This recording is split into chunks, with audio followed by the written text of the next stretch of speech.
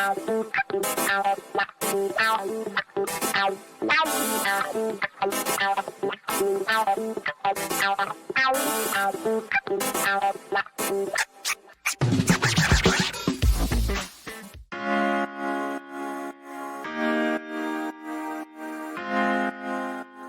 I was saying there, Chris, we have Margaret Cho screaming, "Stick it in" for the vaccine. I don't know what it's called. I'm going to guess "stick it in." Okay. So wait, Steph's going to spend her whole vacation looking for a vaccine? Maybe. I think she should. It's getting to the point where it's getting relatively easy to get a vaccine if you want one. I'm getting one on Thursday. My first vaccine on Thursday. Great. Yeah, so she should be able to get one. All right. Yeah. That'd be a good win. That'd be a good vacation win. I think so. Despite how old Twitter says she is. Eric, I feel like this weekend was made for you. All right. with bad news coverage of the Biden administration. You tweet out, can't believe that in 60 days, Biden hasn't solved a 3-decade-old border challenge while battling a pandemic, an insurrection, an impeachment trial, and passing the largest social spending bill in U.S. history. And yet here we go on Sunday morning shows, hair on fire, crisis at the border. Mm-hmm. What is Biden doing wrong? What is Biden doing? Biden's not doing anything wrong. He's trying to fix a broken system, correct? He's trying to fix a very broken system. He's trying to fix a system that was deliberately broken by Trump with racist, chaotic, purposely ineffective policies for 4 years. So there's a lot going on with this, the surge crisis coverage. There's a lot of old narratives and problems. And the one we've talked about for years is every news cycle in D.C. starts with what are Republicans angry about today? Yeah. And Republicans started planting the seeds 2 or 3 weeks ago. It's a crisis. And the press is just right in stride every step of the way.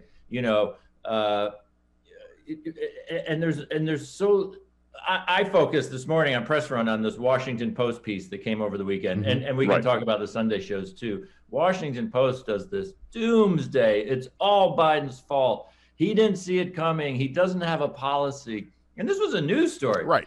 And there's no context. There's no context about the Trump team refused to cooperate with the transition team for Biden. The fact that Republicans delayed cabinet members who deal with the border crisis. The fact there was they did talk a little bit about a pandemic. No talk about, Biden had to come in and deal with an insurrection. He had to deal with an impeachment trial. He passed the largest social spending bill in American history in 60 days. None of that. You would think Biden had been president 2 years from reading this story. Like, hey, why isn't this fixed? Hey, what are the policies? So this big piece on the Washington Post echoes every conceivable Republican talking point. Biden didn't see this coming. It's the biggest surge in 20 years, which it is not. It's right now it's on pace to be the same border surge as 2019, when guess who was president? Yep. And by far the largest border surges in American history ever. Top 5 years all occurred under George W. Bush. And so all of that was left out. So it's not just the Washington Post, it's everybody. ABC this week, ABC this week, their Sunday show, it's always in DC, it's the epitome of the Beltway culture. They flew their entire production to the border. To El Paso. I saw that. So the entire show could be about the border. They brought their panelists, they put them in outdoor jackets so they could talk about this crisis that's possibly going to sink the Biden administration. So look, just real quick. A, it's a story. B, there's challenges. C, give us some context, would you please? Yeah. I mean, the story is buried in context. Trump literally created this on purpose, and we are 60 days into the Biden administration. Well, that's if they wanted to write some real news, why not do an investigation into what exactly Trump did do at the border as far as gutting the system? Who has been taken out of that system? How did they defund these centers? What exactly have they done? Talk about what's going on as far as COVID outbreaks in these detention centers. The families are ripped apart. I mean, MSNBC has been doing a good job, and Jacob Soboroff has been all over talking about what's going on with the kids at the border, and still that we can't get these kids with their families. So I think if they want to do a real story about the crisis at the border, talk about the Trump created crisis at the border and what he left. Yeah, and the Washington Post piece had absolutely no context about the human suffering. It was all about optics and process and who's up and who's down. This is a sprawling problem. The numbers go up and down. They've gone up and down for decades. Yeah. It's very unlikely that the current numbers are going to stay for the next 10 months of the year. But yeah, I mean, where was the outrage when Trump deported 10,000 kids last year? Yeah. And here's the bizarre part. Like I said, the last big surge was 2019 under Trump. Trump actually touted those numbers because he thought it was good for his wall. Yeah. Right. He ran around talking about there's this huge surge while I'm president. Yeah.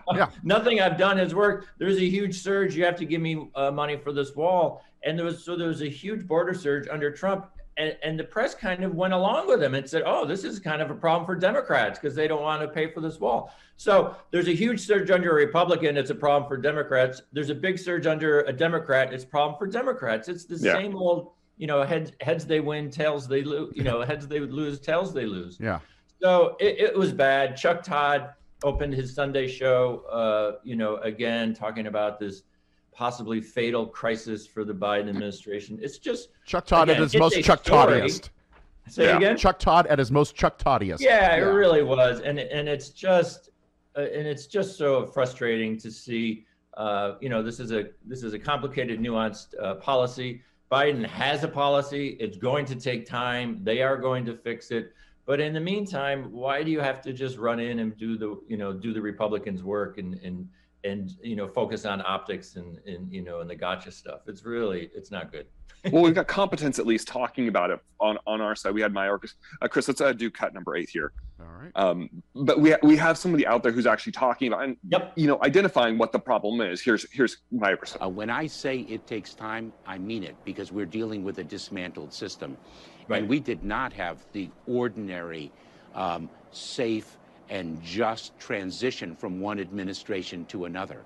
And so we are executing on our plans. We have dispatched FEMA, the Federal Emergency Management Administration, to assist HHS in building additional capacity to address the needs of children and to move those children through.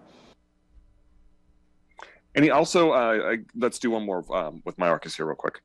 When people speak of, well, you knew of this, plans aren't made at 20,000 feet. Plans are contracts, personnel, policies, training, procedures, all of the elements of operations that were entirely dismantled, and taking care of a workforce that was not vaccinated.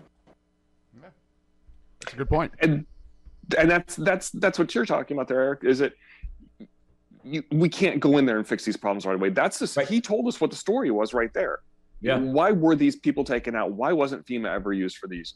Right. Why weren't the people at the border being vaccinated like they should? My mom works for the post office. There's no system in place to get our postal workers vaccinated. Nope. They're on their own to get vaccinated. That to me is criminal. Those are frontline workers going to everyone's house every day. They're dealing front on with the public.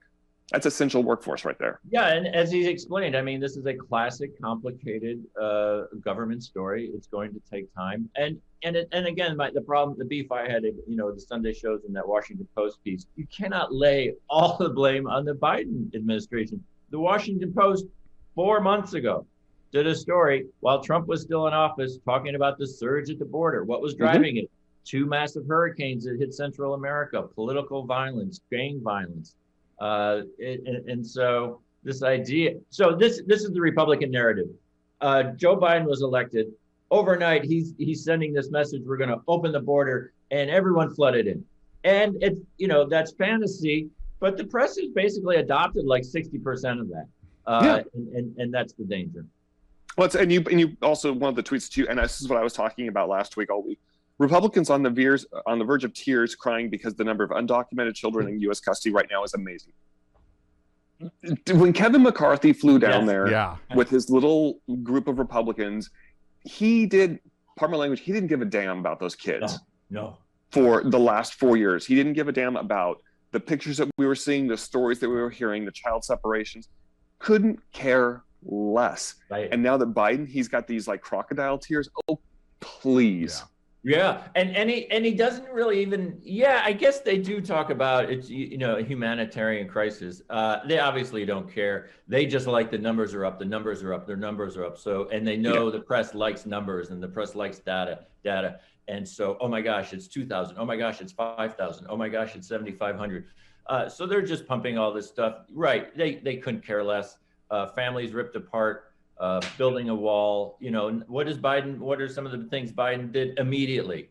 We're not building a wall. Immediately created a task force to reunite families from this nightmare that Trump created. And as we learn more and more in the final weeks and months of Trump's administration, they have no idea how to put together probably thousands of families because they didn't care and they didn't track them. So the larger point of all the issues for Republicans to be hypocritical about ripping up the border, asylum, refugee, undocumented immigrant, ripping that up was Trump's pride and joy, and he did it with glee, and he did it without a fiber of sympathy. So for now, Republicans, as you say, to fly down there and say, oh, these poor kids. Yes, there is a problem with the kids. Yes, they're trying to fix it. Republicans don't give a damn. No, not at all. And you know what Mayorkas was saying yesterday got under Trump's skin because he had to go out and release a statement complaining about all Trump of it. Did, and my favorite part of the whole statement is it ends with, if Biden would just do it, he could have the border wall done in weeks.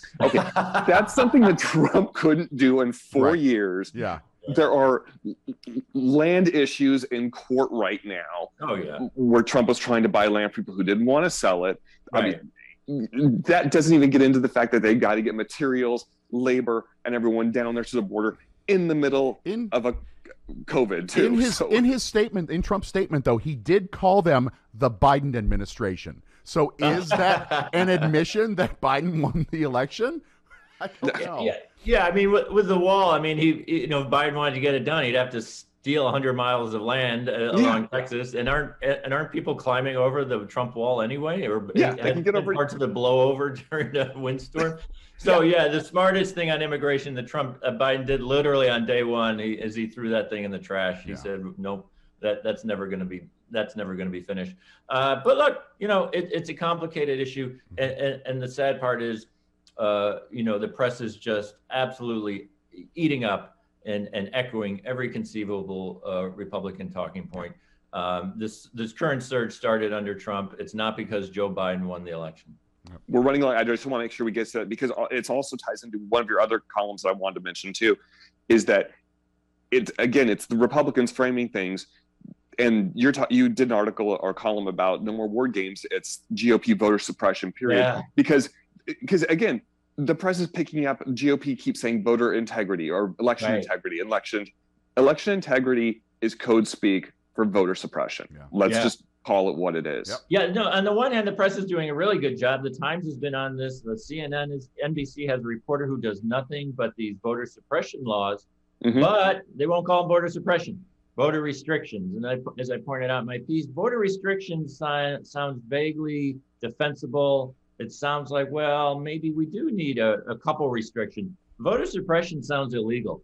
Voter suppression sounds, like we're going back to a very dark chapter in American history. But it clearly is. I mean, in my piece, I linked to the definition of voter suppression: illegal or a semi-illegal strategy designed to lower the vote. Yep. All of these things.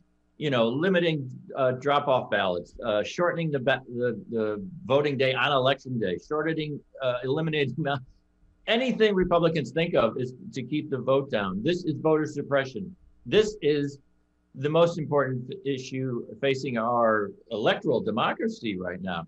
So the press is, they realize it, they see it's a big story, but they're inching up to that line and they just won't make that leap.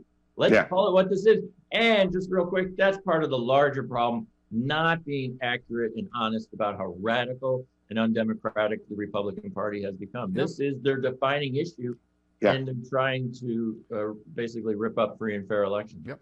And it's not just voter suppression, it's targeted voter suppression. Oh, yeah. Meant specifically to hit disenfranchised groups. Eric, we have run way long. Please subscribe to Eric at PressRun Media. Subscribe to his newsletter. It's an amazing newsletter. It's an amazing site. You do some great columns there. Eric. Thanks. And you can listen to them now. There's audio versions. Yeah! That's right. I'm following your lead. That's cool. All right.